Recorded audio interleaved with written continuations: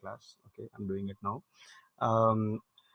So he would have later figured out that what he has to do is he has to aim at a position slightly below where he thinks the fish is. And obviously, are you recording this video? yeah, I just started the recording. I made a mental note that I'll start recording it when I start teaching, because the other two videos, it started off with the blank spaces and people joining and all that. So I thought I'll do it later, but then I forgot. But I just started it now. And I guess you can make out by looking at the screen what we are discussing. So, and the extent to which he has to compensate in order to hit the fish obviously would have he would have managed that by basically doing trial and error. But for our understanding now, to go into the question, what is actually happening? Because we know the way light behaves, we should be able to figure this out. So let's say he's looking at the small fish. He's not a very greedy fisherman. He's looking at the small fish. He wants to spear the small fish. Well, actually, it makes a lot of sense to go for the big fish, because the big fish has got more surface area to contact. But let's say he's aiming for the small fish. Now, what is happening is that when he sees the fish, okay, how should I start? Okay, let me start from the fish. So there is a ray of light from that part of the fish, which is hitting this, the boundary between the two medium. And of course, now you have to look at the normal between the two medium. And because it's going from water to air, from a denser medium to a rarer medium, what is going to happen? Is it going to bend towards or away from the normal? Away. Towards. All right, two people gave two different answers. It's going from a denser Away. medium. Yeah, it's going to go away from the normal. So what will happen is that as it is convenient for me, it works out like this. Okay, so the green ray of light is the one that is the ray of light that comes from the fish, and the fisherman thinks that the fish is there. But then our brains, which are primitive brains, not meant to compensate for refraction automatically. That's why we have the brains. Sorry, that's why our brains have this plastic capacity, the capacity to learn. All those who are attending the class, you're requested to mute your mic. Okay, so what our brains see is that we see the light as it is traveling in a straight line. Our assumption always is, if you also think in terms of the reflection of light, when we were studying the reflection of light, even in that scenario, the reason why some of the animals, and I think I remember discussing this, the reason why only few animals, including us humans, are able to recognize ourselves in the mirror is, apart from our awareness of ourselves, is also the fact that something, if the light is coming from the mirror, what it seems to us, if we didn't know about the concept of a mirror, was that there is something inside the mirror. When I was very young, I also remember this, that I used to wonder, how can so many people fit inside a small television box? So it seemed to me that there were tiny little people who were inside the television. So our brains kind of tend to interpret things like that. Whatever it's coming from a straight line. So therefore, object must be inside the screen, inside the mirror, etc., etc. So in this case, what it would have appeared to the fisherman was that the fish, the light of which is coming actually from this point of the fish, is now coming from this point. So he imagines the fish to be here. All right. And that's because all the light rays from all the different parts of the fish also undergo the same amount of refraction and reaches eye. Okay, I have just taken light one point source and shows that there is refraction taking place. So therefore, obviously, if he aims his spear to that point, because he's aiming to hit the part with the largest surface area that is visible to him. Naturally, the fish is going to be missed. So no dinner that night. Then obviously through trial and error, as I mentioned earlier, he would have figured that, well, really speaking, under this much depth of water, with the fish at that kind of a depth, I ought to be really aiming slightly lower. So he would have used his intelligence and trial and error experience in order to compensate for the fact that there is a change in the depth. So this effect is basically what is known as the apparent depth of objects. When light comes from a denser medium into a rarer medium, or vice versa also, then there is a change in the actual depth of the object. Why? Because if you see over here, the actual depth of the fish is this. And so this is what is known as the real depth.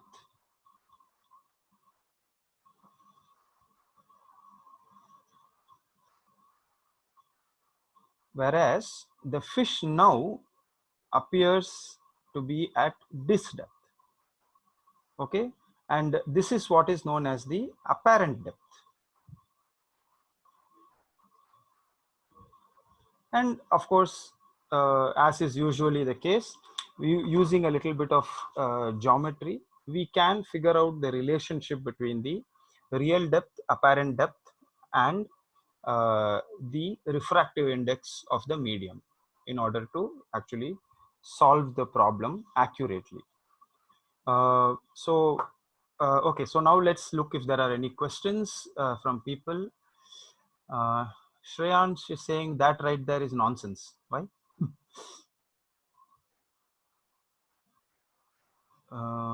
Can you try asking the He was answering to Barsha. Okay, I got it. No, of course I understood that you wouldn't be saying what I was saying as nonsense. Biological site capacities of the fish. Yeah, of course, if the fish saw the fisherman, then the fish will flee the scene. So the whole point of hunting is stealth. So that is the reason why he is approaching the fish from the back, and he'd be really slow and cautious. So the assumption is that the fish don't know the fisherman is there. Otherwise, they'll fly away. Swim away. Then what else? Is there any other question from Ashwat? And the fish has a 360-degree view. No, the fish doesn't have no 360-degree view. It can't look behind. There must be a blind spot. And as a fisherman, one must aim to get into the blind spot. Why does the depth change? Shouldn't the horizontal distance change? Why does the depth change? So okay, so let's go with what Avnish is saying. So Avnish is asking, well, it just seems like the actual distance from where the fish is to where the man is thinking the fish is, that's different. So, but it's not still clear why is it that the depth varies, and that's a good question. So the initial ray diagram that I used with only one ray is not enough to explain it. So now we should look at two different rays of light that are coming from an object, and we'll do precisely that.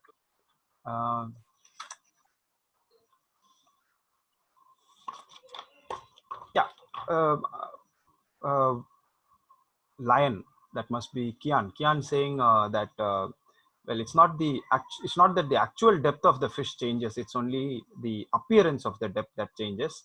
Yeah, that's right. That is why we call it apparent depth. It's not the real depth, it's the apparent depth. Okay, so now let me try explaining it with a diagram which is a little more illustrative. So Rohini, you're keeping track of time, I suppose. Okay. So this is something that will be, hello, somebody's rolling pots and pans. Could you please mute the sound? All right.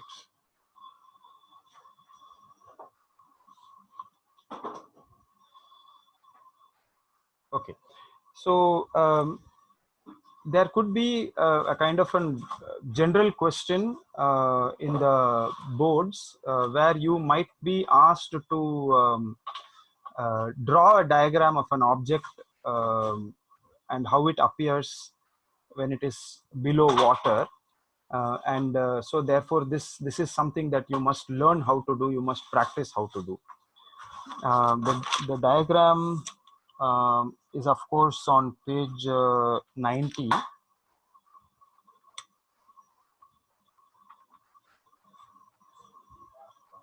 And this is a question which has been asked in the past. Okay, so show the diagram of a stick that has been placed in water, and show by using a ray diagram how the stick appears to be bent while underwater. Okay, and let me remind you all that these types of questions, unless, see, it's easy to score these questions provided you know how to draw the diagram, and you will know how to draw the diagram from memory only if you have practiced it. So this is one of those diagrams that you must practice in order to get it right in the exam. So and so what I'm attempting to do is I'm attempting to show you how you proceed to draw this diagram. There is a kind of way, there is a kind of sort of um, set of instructions that you have to follow in order to get the diagram right, and I'll attempt to show how that is done. uh, so you draw a container, let's say, and you show a surface separating the media. So this is water and you have air. Okay. So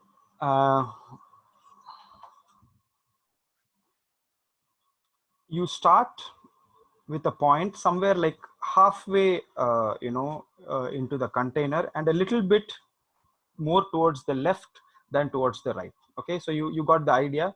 So you can sort of draw the container, draw the media, the boundary separating the two media, write down the media, and this is halfway line for this and this is halfway line for this. So somewhere on this side, so this being the center, sort of somewhere around here, start your diagram. Okay, now what you have to do is you have to take two rays of light.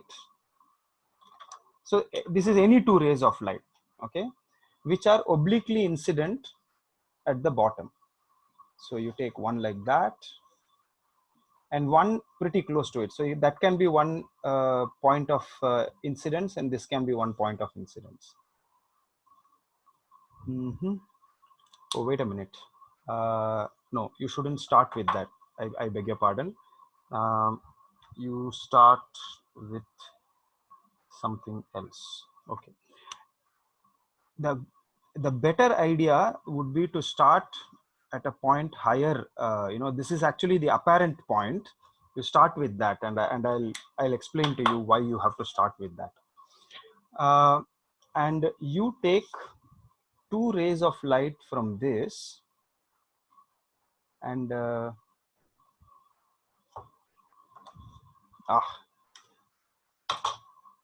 maybe I should just use another sheet. I'll use another sheet. Sorry, messed that up a bit.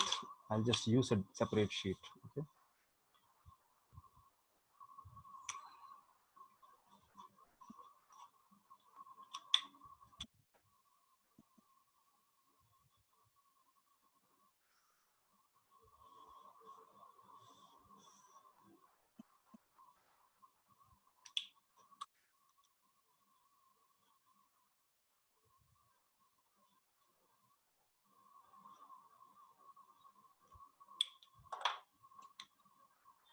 Okay.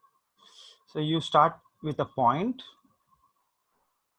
and this is the actual the apparent depth point. Okay, and I deliberately start with that.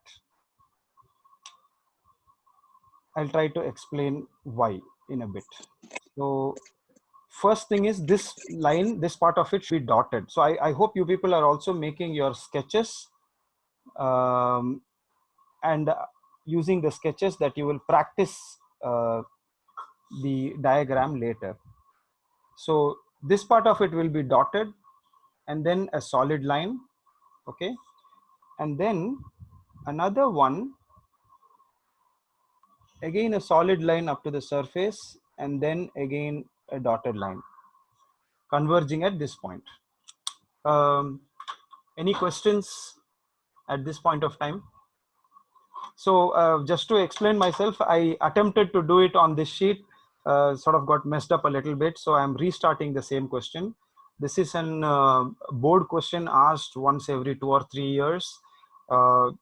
Show the sketch of an object which is immersed in water, showing the apparent depth and the real depth of the object. So this is a required question. And you can draw the eye over there as it sees it. Okay, now you can proceed to show the other point, which is the actual object, and I haven't drawn the object yet. We'll draw the object presently. Okay, and now what you can do is that, you see, the dotted lines are the lines that the brain interprets. So it thinks the object is at that point over there, and in your textbook it's been given a label p dashed, and this object therefore is presumably p. So the point p appears to be at p dashed or p prime. So now you can complete the picture like this.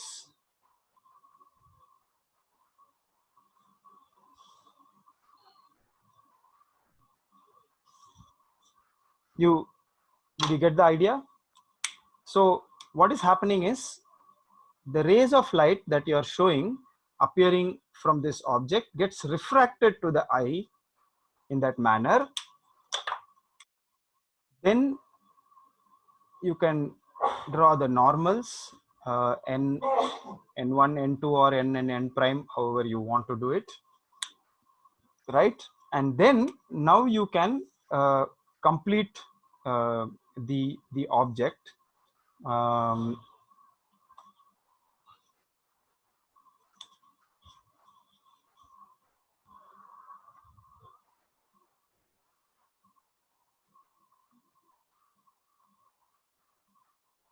Like that, and of course the object will at this point start to bend.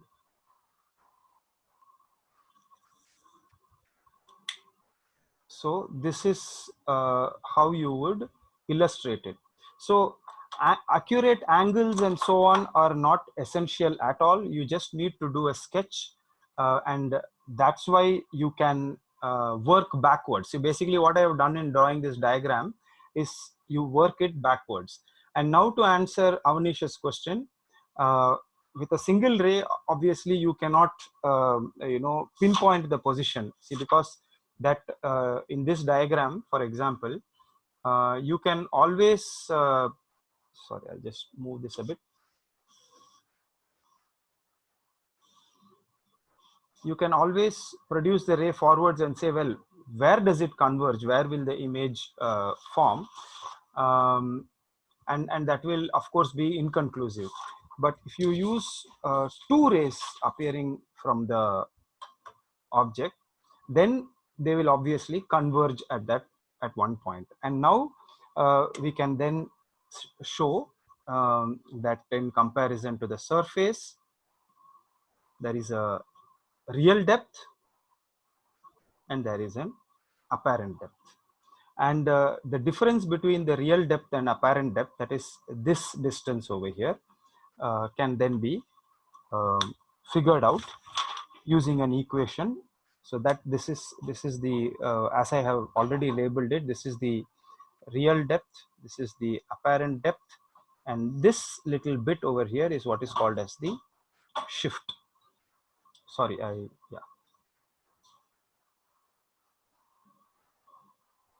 So the real depth, the apparent depth, and the shift. So in your textbook on page 89, there is an equation that is given. You just need to know the equation that shift is equal to real depth times 1 minus 1 divided by the refractive index for that pair of medium. That we can also. Can you show the paper? Yeah, sorry. Is that fully visible now? Yeah.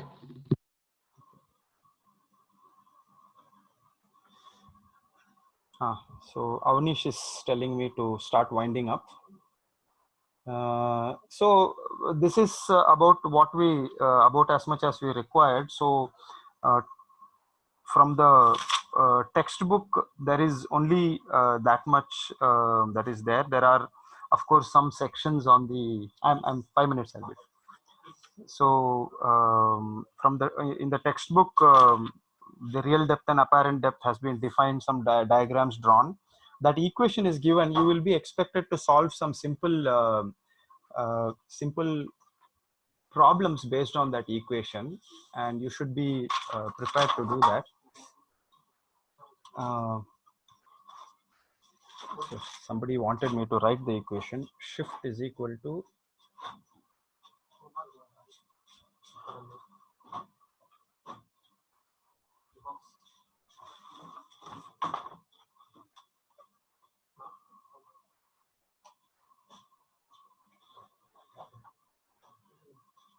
so this is the relevant equation, and given there are three factors over here. That is the refractive index of for that pair of medium, the real depth, and the shift. Given any two, you should be able to solve the equation for the third unknown. Maybe we can take up some numerical problem tomorrow on that basis. And then just a moment, whoever was asking that question. And on page number 90, there are some consequences of the refraction of light. We will go over those sections in the next class. Amrish sir is already here. He's waiting for his class. So do we have an assignment? Yeah, so from that chapter, I'll do one thing. I'll email to you the assignment requirements, so we don't have to spend time on that doing it over here. 4C. So I'll email the requirements to you. Okay, so it's 10:50. We can wind up now. Yeah. All right. Thank you. Bye. Bye, sir. Bye, sir. 38 Bye, sir. 38 था अभी meeting खत्म हो रहा है टप टप टप टप drop होंगे